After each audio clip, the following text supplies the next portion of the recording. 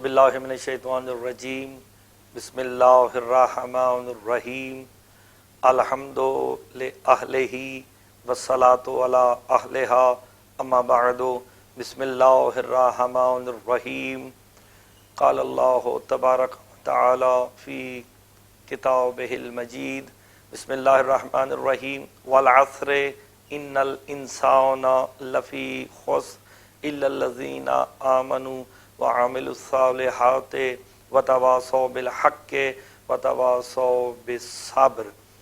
ناظرین کرام، میں آپ کا خادم حافظ مرتضیٰ مہدی آپ کے سامنے اپنے موضوع لشکر امام زمانہ علیہ السلام اور ریت امام زمانہ علیہ السلام کی مناسبت سے پہلا پروگرام لے کے حاضر خدمت ہو رہا ہوں، اور ہم اپنے پروگرام میں جو بھی بیان کریں گے وہ قرآن، احادیث اور فرامین ائمہ اطہار علیہ السلام سے ماخذ ہوگا۔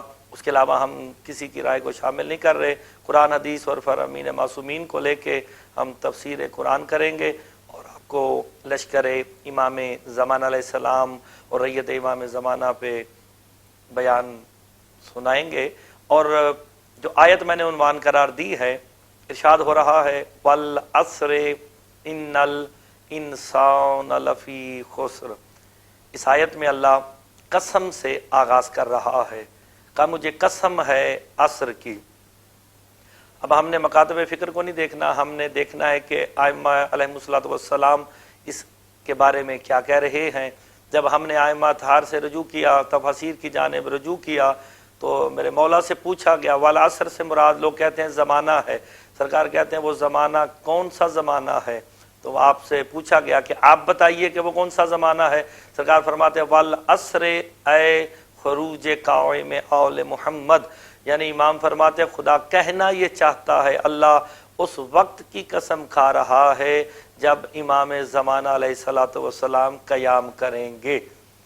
تو ہمیں فرامین معصومین میں سے پتہ چلا کہ والعصر سے مراد ہے کہ جب امام زمانہ علیہ السلام ظاہراً قیام کریں گے سفیانیوں کے خلاف، دجالیوں کے خلاف۔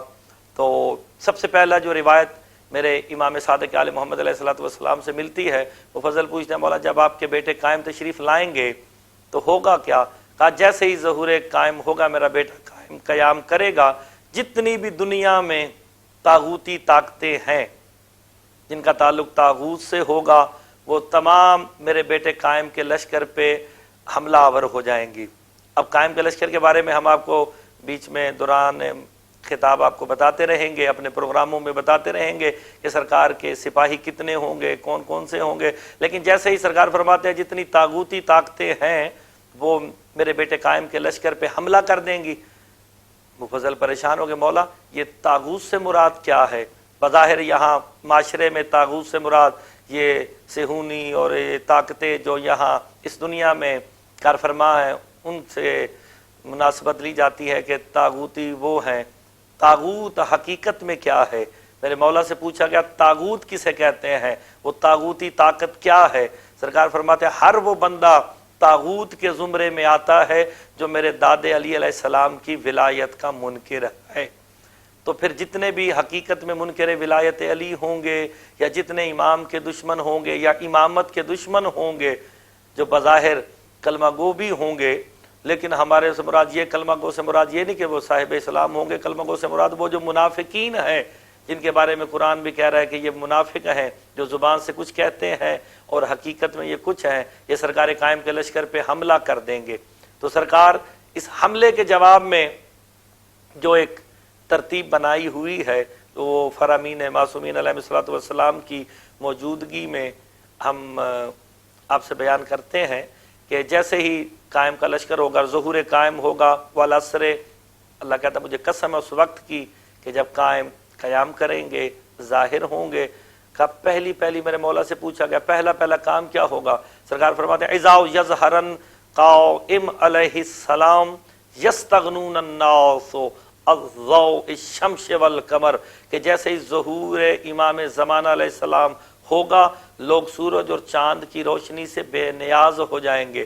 کیا کہنا چاہتے ہیں امام؟ فرمانا یہ چاہتے ہیں دنیا والوں، جیسے ہی میرا بیٹا قائم ظاہر ہوگا، ظہور کرے گا، اس کے چہرے کا نور اس قدر منور ہوگا، اور جیسے کہ اللہ قرآن میں کہہ رہا وَأَشْرَقَتِ الْأَرْضُ بِنُورِ رَبِّهَا، زمین اپنے رب کے نور سے منور ہو جائے گی۔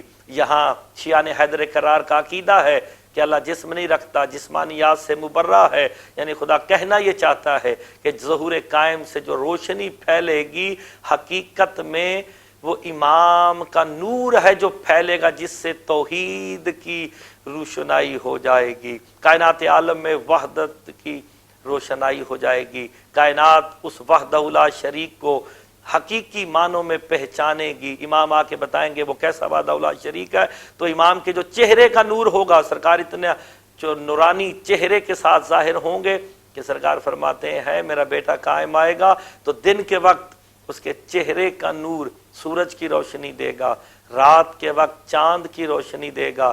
تو آپ غور فرمائیں کہ سورج کی روشنی کرنیں جب زمین پہ آتی ہیں تو رزق نکلتا ہے، چاند کی روشنی سے مریضوں کو شفا مل جاتی ہے۔ تو جو وقت کا امام آ رہا ہے، دنیا کو اللہ بتانا یہ چاہتا ہے، وہ دنیا والوں واشرقت الارض بنور ربها کا مصداق جو ہے وہ وقت کا امام ہے، میرا وقت کے امام زمان علیہ الصلوۃ والسلام ہے۔ یعنی امام جو ہوتا ہے وہ کائنات عالم میں اللہ کے رزق کا مظہر ہوتا ہے، کائنات میں رزق کا مالک اللہ ہے، لیکن اس کے دینے کا ذریعہ یا اس نے اپنے فرشتے بنائے ہیں یا ہمارے وقت کے امام ہیں جن کے ذریعے سے یہ کائنات میں یہ سلسلہ جاری و ساری رہے گا۔